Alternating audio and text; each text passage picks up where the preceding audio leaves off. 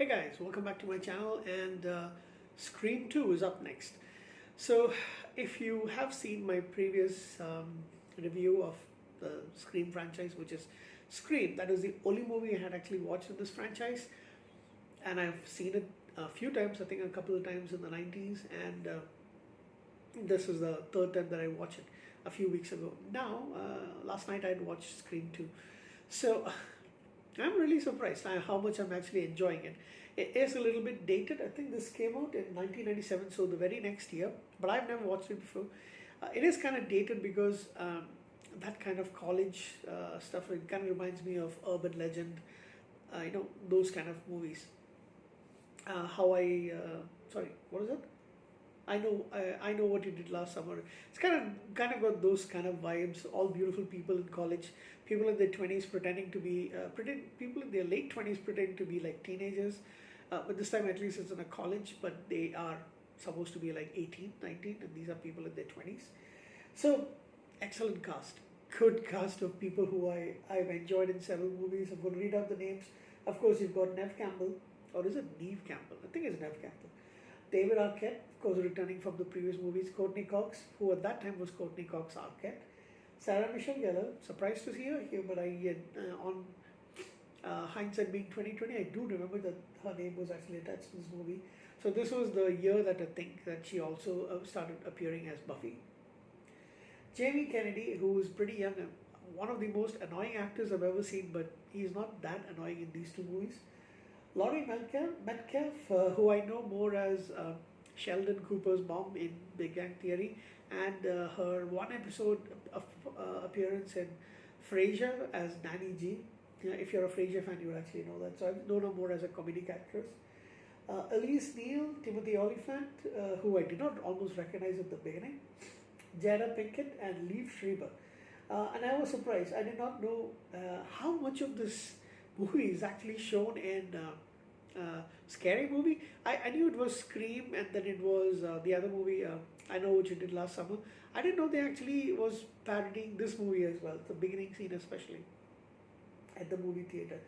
So yeah, basically you're getting you're getting Sidney Prescott is now the target of, just 1 year later, the target of a copycat killer who of Ghostface, who seems to be tracking and killing several of the people connected to the previous events a year ago. So you get all the killings. There's also a movie within a movie of, you've got Stab, the movie, which is based on the book that Courtney Cox's character Gail Weathers, she wrote the movie. Sorry, she wrote the book, and that was made into a movie. So you see in the theater, you see the beginning scene from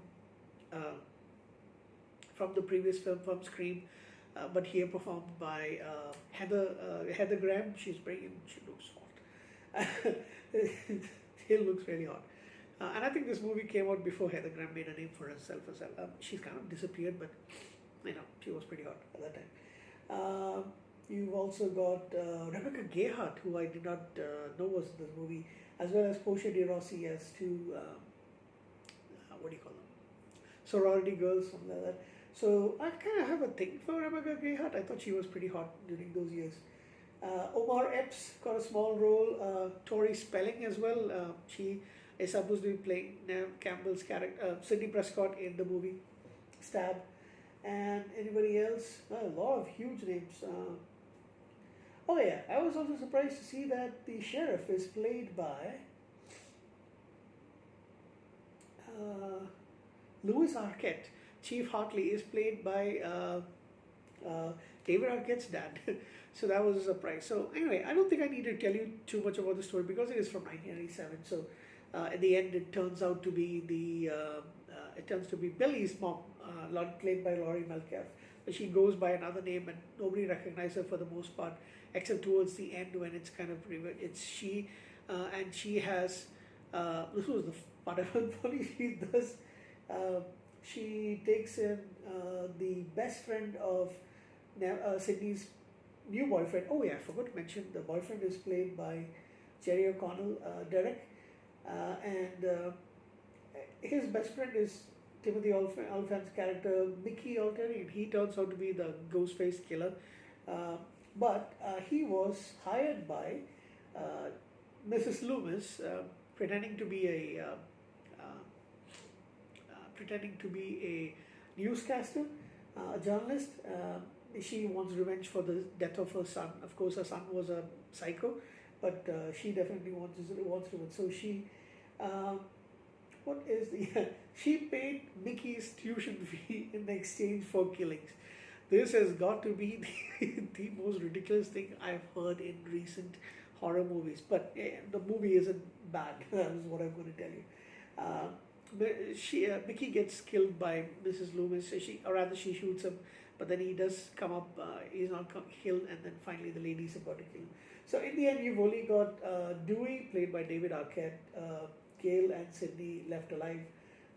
So some of the others, but not any of the major characters. And towards the end, Liev Schreiber, sorry, his character as well gets the redemption that he needs, and as a token of good faith, Sydney tries to give him the major credit, and he gets the attention from the news media as kind of being like the hero of the day. And I do remember the last scene where she's walking, like after Dewey is taken to the hospital along with, and Gail follows him. She's on her own now, and she's just walking across the grass, whatever that is, and as the camera pans out, the credits roll. So I thoroughly enjoyed it. It was kind of funny. So there's a whodunit kind of mystery, along with a lot of humor, college stuff, that kind of era. There's a scene in which Jerry O'Connell's character sings to Sidney Prescott. That was funny. But it's got all the cliches of the 90s college era, high school era kind of stuff. But it's funny. And it is a pretty good movie. It's pretty enjoyable is what I would say. I would give this movie a 7 out of 10. Again, enjoyable. Would not tax your brain. But yes, it did keep me thinking as to who the actual killer could be. So that way it did keep me focused on who is going to be the killer. But yeah, I enjoyed it. So Scream 2, 7 out of 10 from me. Thank you, and I'll see you again. Good night.